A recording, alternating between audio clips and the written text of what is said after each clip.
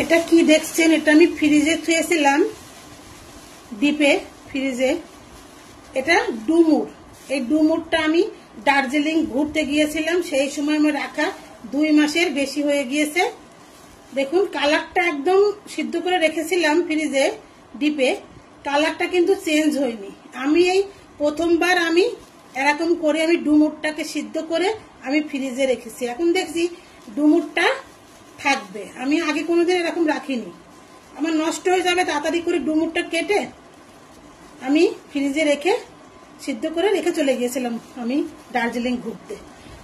এ দেখুন 2 মাসে বেশি হয়ে গেছে। আমি আজকে এই ডুমুরটাকে পকোড়া করব।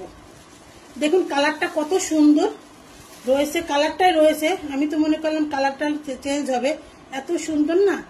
এই যে আমি সিদ্ধ করে রেখেছি একদম পুরো, একদম কি সুন্দর, ভিতরটাও খুব সুন্দর রয়েছে। আমি ভাবতেও পারিনি যে এত সুন্দর থাকবে। তাই এখন থেকে বুঝলাম আমি ফ্রিজে এই ডুমুর সিদ্ধ করে রেখে দিতে পারবো। তাই এই ডুমুরটা আমি আজকে পকোড়া বানাবো, আপনাদের মাঝে দেখাবো সবকিছু আমি কি করে এই ডুমুরটাকে আমি পকোড়া করি। ঠিক আছে, ডুমুরটা আমি ঢেলে নিচ্ছি।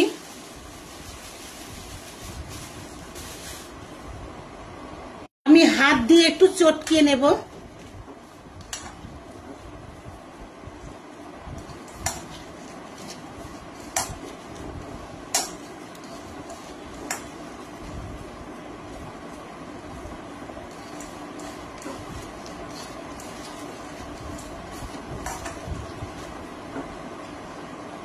আমি হাত দিয়ে চটকিয়ে মেখে নিলাম।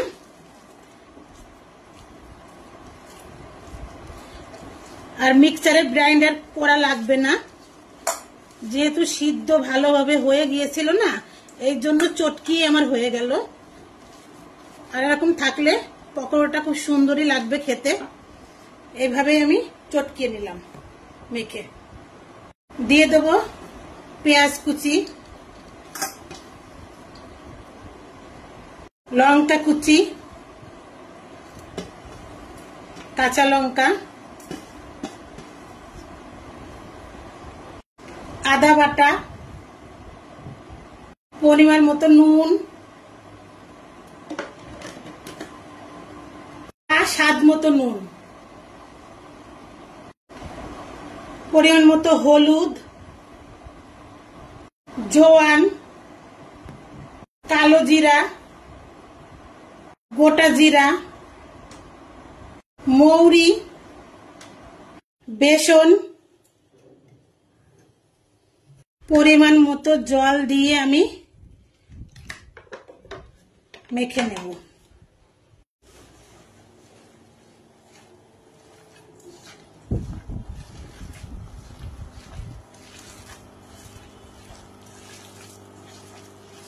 আর জল লাগবে না।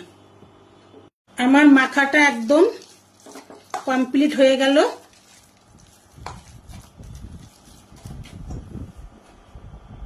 পটল, কুমড়া আর বেগুন ভেজেছি, আর তেল রয়ে গেছে কিছুটা। এই তেলের মধ্যে আমি আর একটু তেল ঢেলে দেব।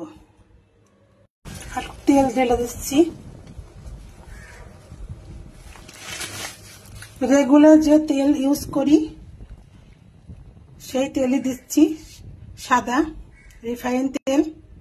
গ্যাসটা অন করে দিলাম, গরম হয়ে গিয়েছে। আমি এবার এই যে একটা একটা করে ছেড়ে দিচ্ছি।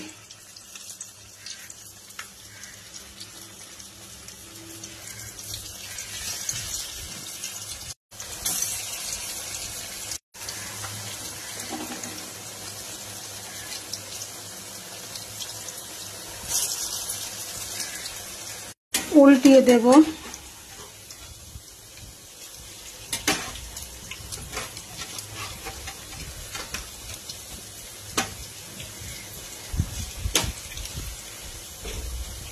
এইভাবে প্রত্যেকটা উল্টিয়ে দিচ্ছি আমি।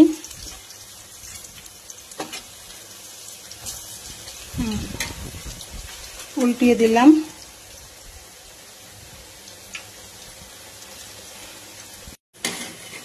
আমি খুন্তি দিয়েই তুলে নেব, আর ঝাঁঝরি ইউজ করব না।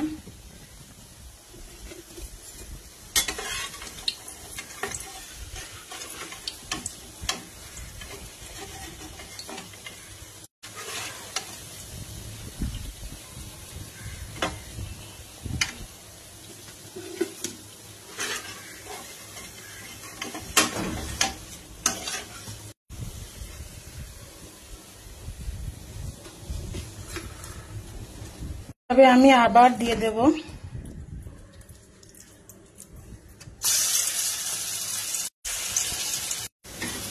এই পাশটা হয়ে গেছে, আমি উল্টিয়ে দেব।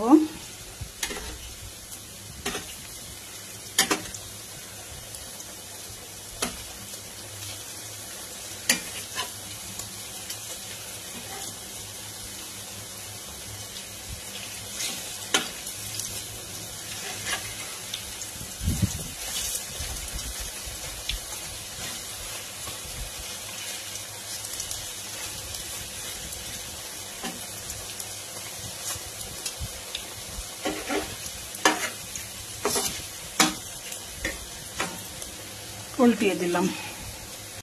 আমি উঠিয়ে নেব। ভাজা আমার হয়ে গেছে।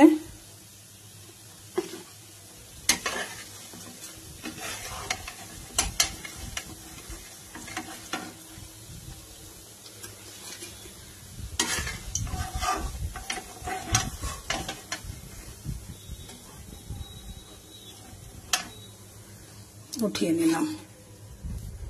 এটুক আছে, এটুক দিয়ে দিই। ওই দুটো হবে, দুটোই করলাম।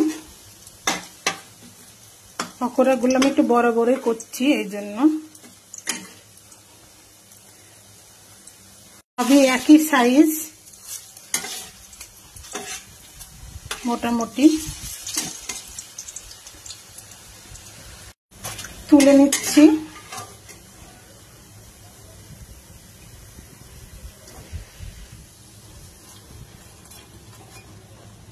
আজকের আমার লাঞ্চের মেনু এটাই: পটল ভাজা, বেগুন ভাজা, মিষ্টি কুমড়ো ভাজা, আর এই ডুমুরের পকোড়া। আজকের আমার মেনু লাঞ্চের কেমন আপনারা অবশ্যই কমেন্ট করুন, সাবস্ক্রাইব করুন। অন্তত একটা লাইক যেন পাই। আমার চ্যানেলের নাম হাই চন্দনা ইউটিউব চ্যানেল। অবশ্যই আপনারা সাবস্ক্রাইব করে দিন।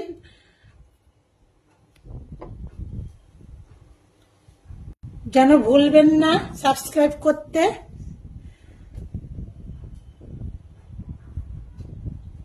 আমি এই যে ভাত নিয়ে নিয়েছি, এই ভাত দিয়ে আমি আজকে লাঞ্চে পরিবেশন করব। পকোড়া নিয়ে নিলাম 4টে, এই 4টে পটল, আর এই যে বেগুন ভাজা,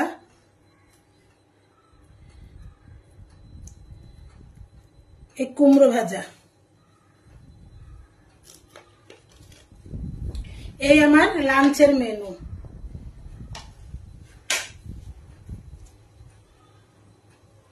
একটু ডাল হলে ভালো হয়, ডাল আর করিনি, এই দিয়ে আমার হয়ে যাবে লাঞ্চ।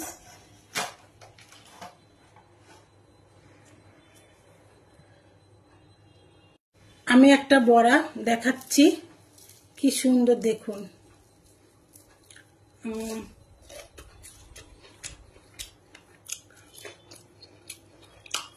হেভি লাগছে, ফাটাফাটি।